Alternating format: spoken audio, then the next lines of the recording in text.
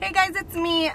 So I've been wanting to get this video together for a while, but I just haven't found the time. So excuse the car, but I have found the most convenient time for me to vlog is on my lunch breaks at work. So it's just much easier for me to do that. Also, excuse my face. I'm super red. We went to the lake this weekend and I just got so burnt, I'm cooked. So this video, what I wanted to do is just to get together some tips and tricks on what I did to make the progesterone in oil shots a little bit more tolerable, because for me, they were by far the most intense and worst part of the entire IVF process.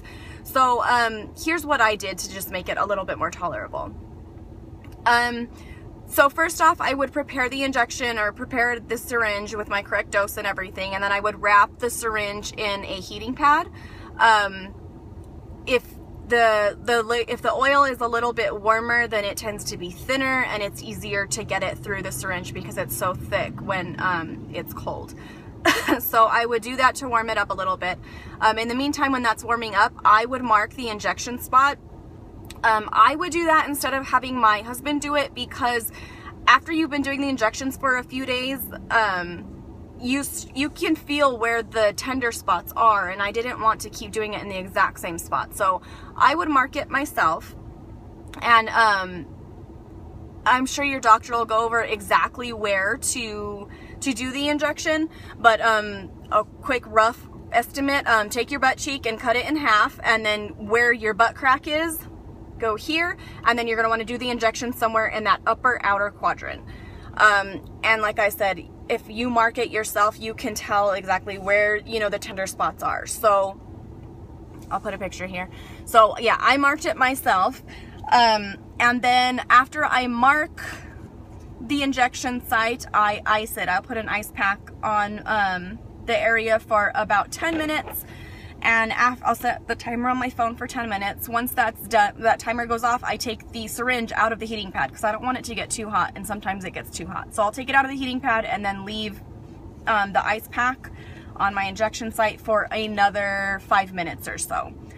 So now, once you're all iced up and you have your syringe and your injection ready to go, what I do is I lay face down and I bury my face in a pillow and just try to relax my body as much as possible.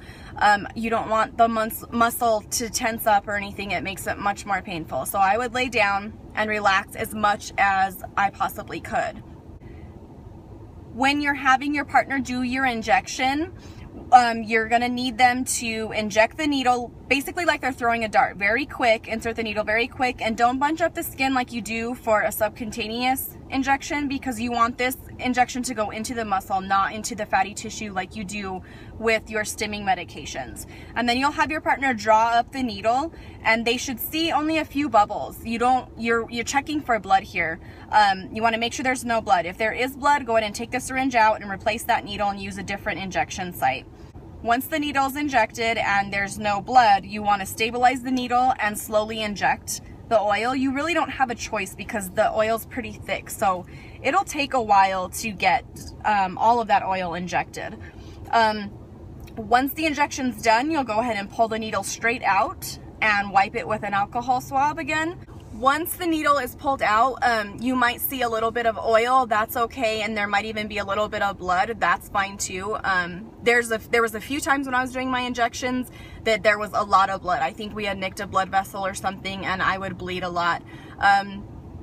It's fine. I think that's just the nature of it. There's not really anything you can do about it. So once the needle is out, I would cover it with a paper towel, my injection site with a paper towel, because you'll leak a little fluids and blood and stuff. And then I would keep the heating pad on for about 10 to 15 minutes, just because after the icing, it's so cold and like frozen there. You want to warm it up so that the oil can disperse. So I would put the heating pad on for about 10 to 15 minutes. I know a lot of people say that the heating pad hasn't done anything for them. For me, it made a huge difference just to warm up the area. And so after 10 to 15 minutes, I would have my husband massage the area with the heel of his hand to just kind of get it to spread out. And then I would lay down again on the heating pad for another 20 minutes or so. And that was just relaxing for me, especially like towards the end. And then, yeah, I would just relax and watch TV and let the heat kind of do the work and help the oil to spread.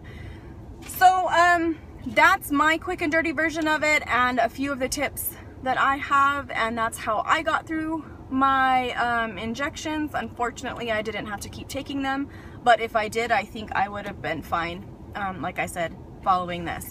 So I hope this was helpful for anybody. If anybody has any questions, let me know in the comment section and I'd be more than happy to answer them. Or if anybody has any questions, just leave them in the comment section and I'd be more than happy to answer them. So I will talk to you guys later, and I hope everybody's having a great day. Bye.